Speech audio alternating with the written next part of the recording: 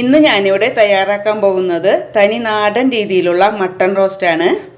Kerala foodies ക്ലബിൻ്റെ മറ്റൊരു cooking വീഡിയോയിലേക്ക് എല്ലാവർക്കും സ്വാഗതം. വീഡിയോയിലേക്ക് കടക്കുന്നതിന് മുമ്പ് ചാനൽ സബ്സ്ക്രൈബ് ചെയ്യാൻ മറക്കരുത്.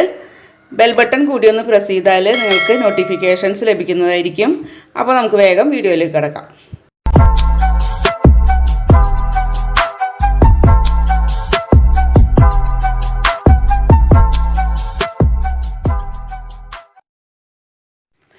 മട്ടൺ റോസ്റ്റ് ഉണ്ടാക്കുന്നതിന് വേണ്ടി ഞാനിവിടെ 600 ഗ്രാം മട്ടനാണ് എടുത്തിരിക്കുന്നത്. കഴുകി വൃത്തിയാക്കിയെടുത്ത മട്ടനാണിത്. ഇതിലേക്ക് നമുക്ക് 1.5 ടീസ്പൂൺ ഇഞ്ചി വെളുത്തുള്ളി ചതച്ചത് ഇട്ട് കൊടുക്കാം. ഇനി ഞാനിവിടെ ഒരു വലിയ പച്ചമുളകാണ് എടുത്തിരിക്കുന്നത്. അതുപോലെ കട്ടാക്കിയിട്ടുണ്ട്, അതിട്ട് കൊടുക്കാം. ഇനി പകുതി നാരങ്ങയുടെ നീരുണ്ട് എടുത്തിട്ടുണ്ട്, അതിലേക്ക് ഒഴിച്ചു കൊടുക്കാം. കുറച്ച് വേപ്പിലയും ചേർത്ത് കൊടുക്കാം. ഇനി നമുക്ക് ഇതിലേക്ക് ആവശ്യമായ പൊടികൾ ചേർത്ത് കൊടുക്കാം. നമുക്ക് 1 ടീസ്പൂൺ മുളക് പൊടിയാണ് ഇട്ട് കൊടുക്കുന്നത്. ആദ്യം 1 ടീസ്പൂൺ മല്ലിപ്പൊടി, 1/2 ടീസ്പൂൺ മഞ്ഞൾപ്പൊടി, 1/2 ടീസ്പൂൺ കുരുമുളക് പൊടി, 1/2 ടീസ്പൂൺ മസാലപ്പൊടി, ഗരം മസാലയാണ് കേട്ടോ. പിന്നെ നമുക്ക് ഇതിലേക്ക് ആവശ്യമായ ഉപ്പും 3 ടീസ്പൂൺ വെളിച്ചെണ്ണയും കൂടി ചേർത്ത് നന്നായിട്ടൊന്ന് മിക്സാക്കാം. നമുക്ക് കൈകൊണ്ട് തന്നെ നല്ലോണം ഒന്ന് മിക്സാക്കി എടുക്കാം. നമ്മൾ നാടൻ വിഭവങ്ങളൊക്കെ ഉണ്ടാക്കുമ്പോൾ നമുക്ക് സാധാരണ വെളിച്ചെണ്ണയാണ് നമ്മൾ യൂസ് ചെയ്യേണ്ടത്. അതിനൊരു ടേസ്റ്റ് വേറെയാണ്.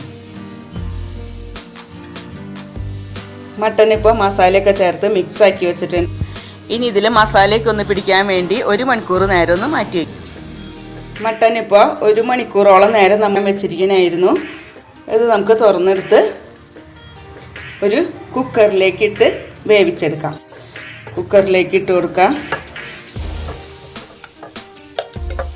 ഇനി നമുക്ക് 1/4 കപ്പ് വെള്ളം ഇതിലൊന്ന് ഒഴിച്ച് ഇതും കൂടി 1/4 കപ്പ് വെള്ളം കൂടി ഈ മട്ടനിലേക്ക് ഒഴിച്ച് നമുക്ക് കുക്കറിലിട്ട് വേവിക്കും. മട്ടൻ്റെ വേവ് നമുക്ക് ഇത്ര വിസിൽ കൃത്യമായിട്ട് പറയാനായിട്ട് പറ്റില്ല. കാരണം ഓരോരുത്തരുടെ കുക്കറിൻ്റെ അളവനുസരിച്ചും പിന്നെ മട്ടൻ്റെ വേവ് അനുസരിച്ചും ഒക്കെ വ്യത്യസ്തമായിരിക്കും അതിൻ്റെ കറക്റ്റായിട്ടുള്ള വേവ്. അപ്പോൾ ഈ 4 വിസിൽ 3 വിസിലൊന്നും കറക്റ്റായിട്ട് പറയാൻ പറ്റില്ല. അതുകൊണ്ട് ശ്രദ്ധിച്ച് നിങ്ങൾ വേവ് ശ്രദ്ധിച്ച് നോക്കിയെടുക്കണം. വല്ലാതെ വെന്തുടഞ്ഞ് പോകരുത്. കാരണം നമുക്കിത് ഒന്നും കൂടിയും ഫ്രൈ ആയിട്ട് എടുക്കേണ്ടതാണ്. അപ്പോൾ കറക്റ്റായിട്ട് വേവിച്ചെടുക്കാം. നമുക്കിനി മട്ടൻ വേവിച്ചെടുക്കാം. നമ്മുടെ മട്ടൻ ഇപ്പോൾ ഇവിടെ വെന്ത് വന്നിട്ടുണ്ട്. എനിക്കിപ്പോൾ ഇവിടെ ഈ മട്ടൻ വേവിക്കാനായിട്ട് 4 വിസിലാണ് വേണ്ടി വന്നത്. അപ്പോൾ ഓരോരുത്തരും അവരവരുടെ വേവ് ശ്രദ്ധിച്ച് നോക്കിയെടുക്കാം.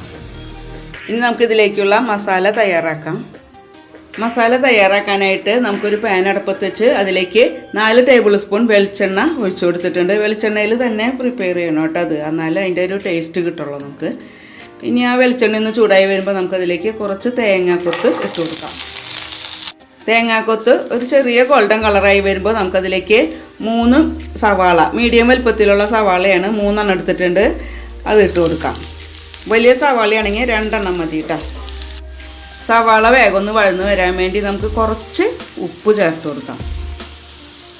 സവാള ഒന്ന് ഗോൾഡൻ കളറാവണ വരെ ഒന്ന് ഇളക്കി കൊടുക്കാം.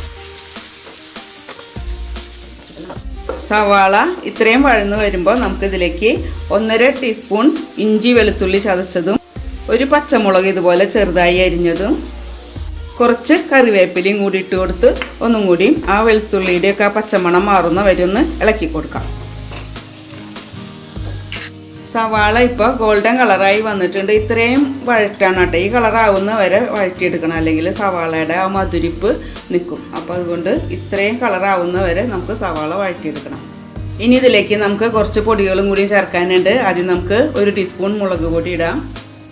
ഇനി 1 ടീസ്പൂൺ മല്ലിപ്പൊടി, 1/2 ടീസ്പൂൺ മഞ്ഞൾപ്പൊടി, 1/2 ടീസ്പൂൺ ഗരം മസാല, 1/2 ടീസ്പൂൺ കുരുമുളക് പൊടി. കുരുമുളക് പൊടി നമുക്ക് എരിവിനനുസരിച്ച് ചേർത്താൽ മതി കേട്ടോ. ഇപ്പോൾ നിങ്ങൾക്ക് ഈ മുളക് പൊടിയും കൂടി ഇടുമ്പോൾ എരിവ് പാകത്തിനാണെങ്കിൽ കുരുമുളക് പൊടി ഇടണമെന്നില്ല കേട്ടോ. ഇത്രയും പൊടികളും കൂടി ചേർത്ത് കൊടുത്ത് നമുക്ക് ഒന്നും കൂടി മൊരിച്ചെടുക്കാം. പൊടികളുടെ ആ പച്ചമണമൊക്കെ ഒന്ന് മാറി കഴിയുമ്പോൾ നമുക്കതിലേക്ക് 1 തക്കാളി ഇതുപോലെ ചെറുതായി കട്ട് ചെയ്തെടുത്തിട്ടുണ്ട്. തക്കാളി ഇട്ട് കൊടുത്ത് തക്കാളി വേവുന്ന വരെ ഒന്ന് ഇളക്കി കൊടുക്കാം.